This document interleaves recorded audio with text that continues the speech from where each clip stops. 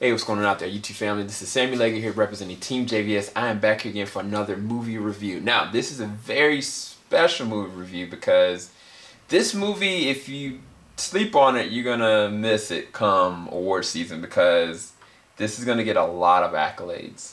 First off, this is actually starring Frances McDormand. You don't know her name, look her up. She's amazing. The only other notable star that I can recollect in this film is David Stantham, who plays the role of Dave. Frances McDormand plays the role of Fern. Now, I'm going to read this synopsis, so make sure you listen very carefully. Following an economic collapse of a company town in rural Nevada, Fern, played by Frances McDormand, packs her van and sets off on a road exploring a life outside of conventional society as a modern-day nomad. Okay, the third feature film from director Chloé Zhao, Nomadland, features a real nomads, Linda May, Swankie and Bob Wells as Fern's mentors and comrades in her exploration through the vast landscapes of American West. Now, the thing about this film,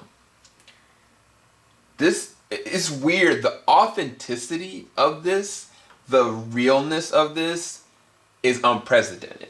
To be quite honest with you, one of my close friends, of course, other half of Team JVS, in my personal opinion, Joaquin Phoenix's movie, what was the name of that film, is Still Here, where he basically decides to go and get into a musical career. Like, it felt as real as that in terms of authenticity, as far as like this character Fern, played by Frances McDormand, feels like a real person that's dealing with real trauma, that had this situation that happened to her in 2011 where she had to leave her town. Her whole entire town had to pack up because of the circumstance that she was in, and she also suffered a loss, and that put her on this path of direction into being a nomad or living her own. But the people's perception of her is the very first thing you first see. It's like she sees some people that she knew, somebody that she had taught. This person's daughter comes up to her. It's like, my mom said you're homeless. And she's like, no, I very much so have a van. I'm living there and I'm moving and I'm good.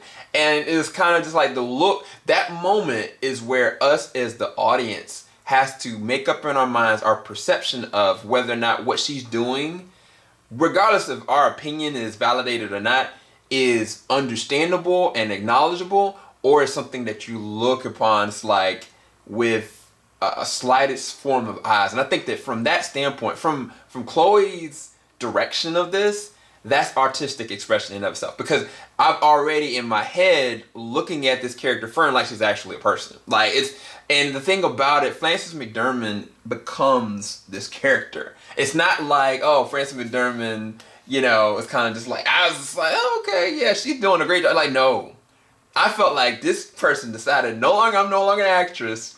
I've lost the love of my life. I've lost my town. And now I am living out.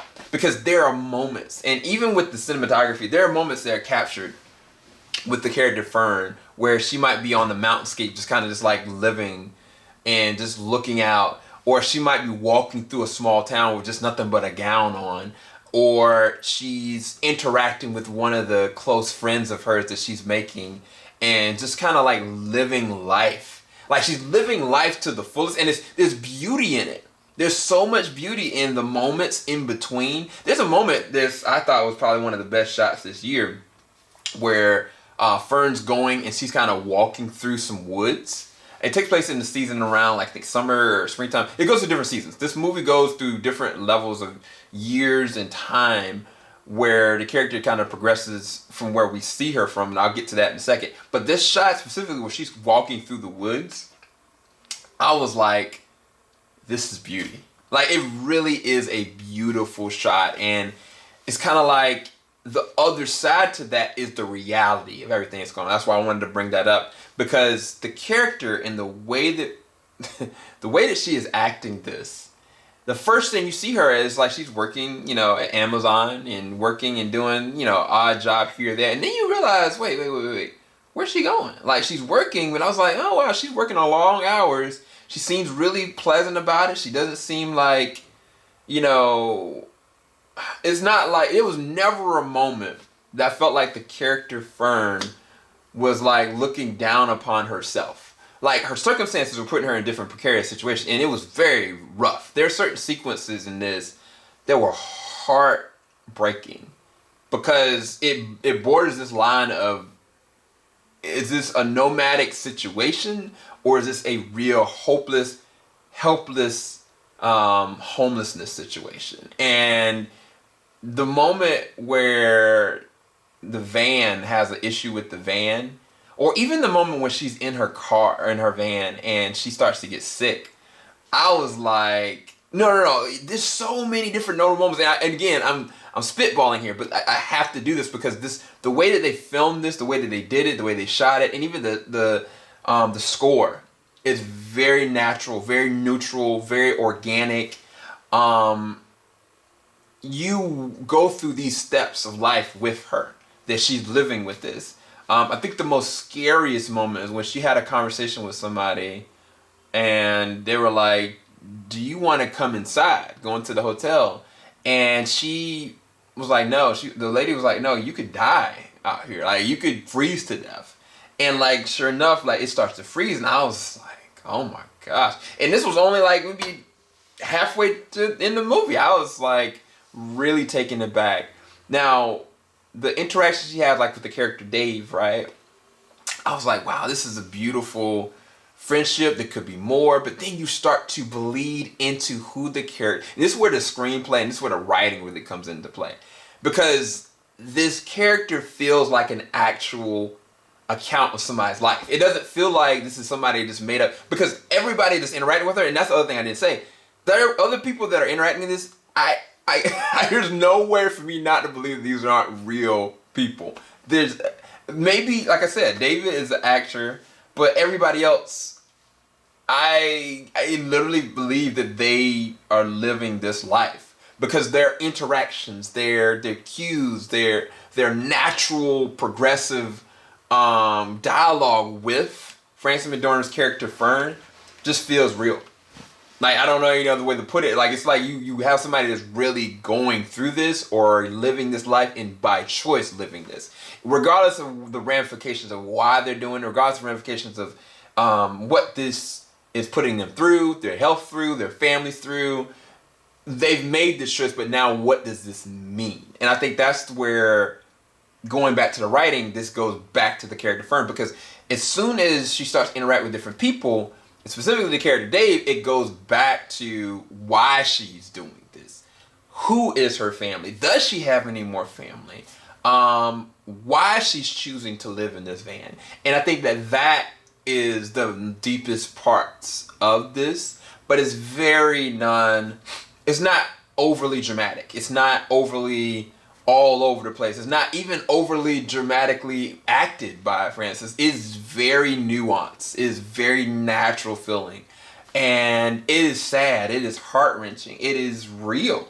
This is one of the realest films I've seen in a very long time, because it really honestly feels like an account of somebody's life. And if I didn't know, the log sheet of the filmography of Frances McDormand, I would say, or even if she said, like, just like Joaquin Phoenix did, like, I'm choosing to go into this, I would believe it, because she crushed it.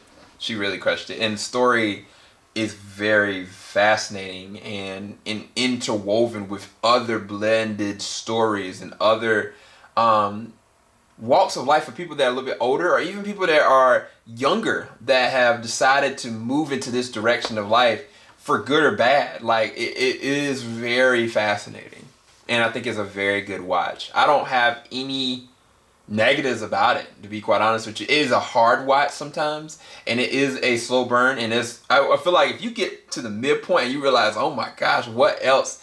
I think if you progress through, you will get somewhere, and there is a specific point of life that this movie is really trying to make you understand through this character Fern, through her choice of being a nomad, and why.